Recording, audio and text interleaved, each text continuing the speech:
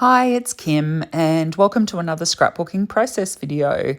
Today I'm using the Uniquely Creative Violet and Indigo collection and I am starting with one of the papers from the collection and a stencil from Uniquely Creative. I think this one is the Lavish stencil, and I am using a purple distress ink and I am creating a soft distressed floral type print in between those two printed elements on this background pattern paper. So it's, rather than leaving it so white between those two printed elements, I've used the stencil and some distress ink. Now I'm just lightly spraying some water on it, using my finger to dab the water and break up the distress ink, because of course distressed ink will react with water, and then using the paper towel to lift off some of that ink, just to give a really nice soft distressed effect in that middle section.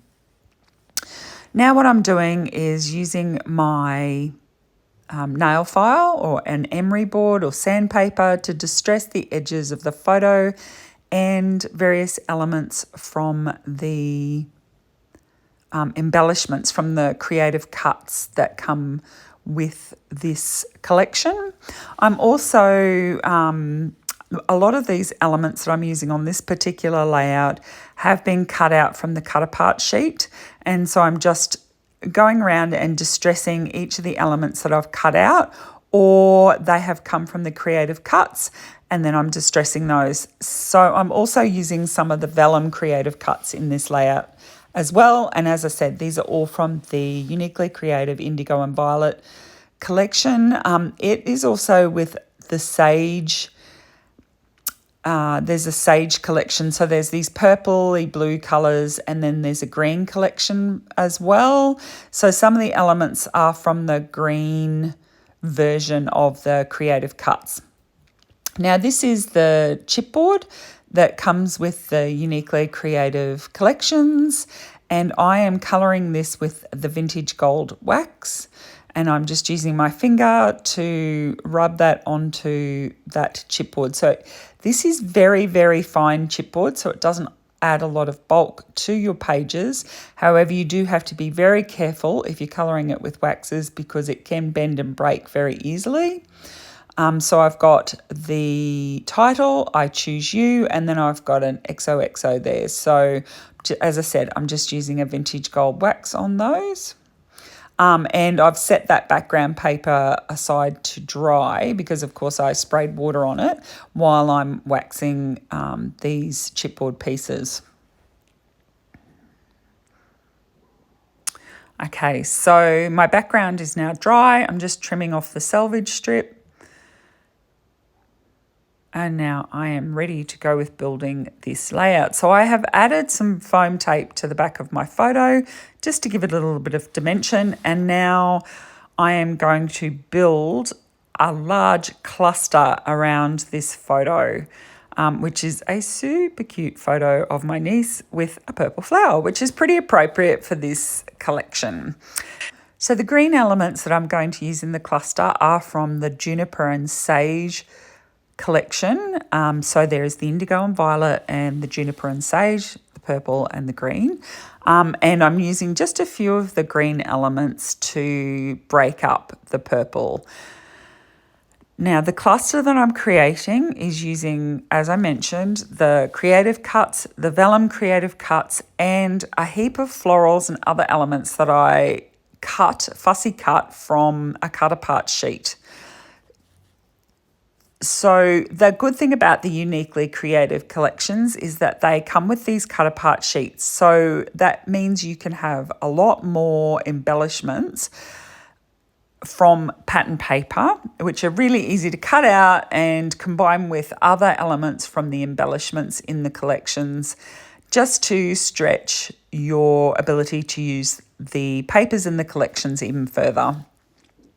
As I mentioned earlier, I've sanded around each of these elements, so it's just giving them that distressed white edge, which makes each of the elements stand out more from each other. So you can see that in respect of the hearts and the arrow, by having sanded the outside edges, the white element around the outside now, that soft white edge, means that each of the elements stand out more from each other. Now I've got various flowers that I have fussy cut, and I am layering all of these up around the photo. So I'm creating a very large cluster of embellishments that's going to wrap, essentially by the time I'm finished, the whole way around this photo. And so the flowers then blend in with the background that I stenciled and the printed elements on the background paper to create that beautiful clustered and layered effect in that bottom left-hand corner. So now that I've laid out all of these flowers essentially where I want them, I will come back and then stick all those down in a moment. But I have realised that I want a couple of more little flowers. So I'm using the cut apart sheet and I'm just fussy cutting out a couple of more of the small bluey purple flowers to add into this cluster, because obviously I didn't think I had enough flowers with the large number of flowers that I had already cut out, but the little flowers just add a really nice extra bit. So I'm now going to pull out the vellum cuts, which are gorgeous. These are also adhesive. So I have cut this particular large piece in half, and I'm going to use both halves of that vellum piece. So you can see there that I peeled off the back and I'm sticking that down. I really like these to create another layer in a cluster like this. So I will end up with the soft vellum, and then it will have the fussy cut pieces over the top of it, and you'll see parts of the vellum as the first layer or as a layer in this embellishment cluster. People often ask me how to use the vellum pieces because they're quite see-through, but I find they work really well when you combine them with the creative cuts or with fussy cut pieces. So now I'm going to stick down the other half of that vellum creative cut at the top of the photo. And so, you don't want to go wasting any of these. And I'm just faffing and moving some stuff around. As you can see, where I stuck down that white flower on the left, it's layered over the bottom of that vellum die cut, and it just works really well to have bits of it peeping out from underneath that more solid paper piece. And what I'm going to do is now stick down all of the fussy cut and die cut pieces, and I am going to stick some of them down with wet glue directly, and then some I will use foam tape to pop up a bit. And I'll just do that with this whole cluster so that you end up with layers and shadow, because the shadow gives more dimension to what are essentially flat pieces of paper that I have fussy cut. But by popping them up with some foam tape and ending up with some shadow underneath them, it just adds dimension, but you don't get a lot of bulk, because the foam tape I'm using is not particularly thick, so it doesn't add a lot of bulk to the layout, but it does add interest, which I think is really important. I think I'm going to, I know I'm going to stick some more of the vellum. So that's a vellum piece there that I've just peeled the back off, and I've stuck that down. So you can see that bits of those leaves and what have you from the vellum creative cuts are sticking out from the edges. And they'll show more on the white part of the background paper than they will on the darker parts of the background paper on the left-hand side of the photo. So I'm just continuing to work my way around. So when I place things out, I try to stick fairly close to that, but if it's a bit different in the end, it doesn't matter. What you're doing is trying to get stuff in approximately the right spot before you start sticking everything down, because it just makes it easier, and you make sure that you've got balance before you are permanently attaching everything. So I decided that the vintage gold by itself was a little bit dark, so I'm just going to add some touches of a silver wax on top of the gold, just to break it up a bit because as I said, I just felt it was a bit dark, and by adding a touch of silver to it, it's just breaking that gold up so that it will stand out a bit more from the photo, because I'm going to put the title across the top of the photo and also the XOXO that will sit in that flower cluster. So you can see there that the title's gone across the top of the photo. The silver just helps lift it out of that green background on the photo. And now I'm just going to stick down the XOXO over the top of the flowers.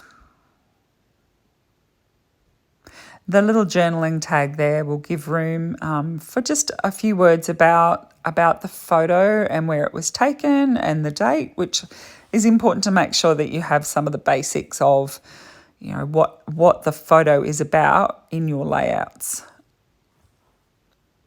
And I think this is getting pretty close towards the end of this.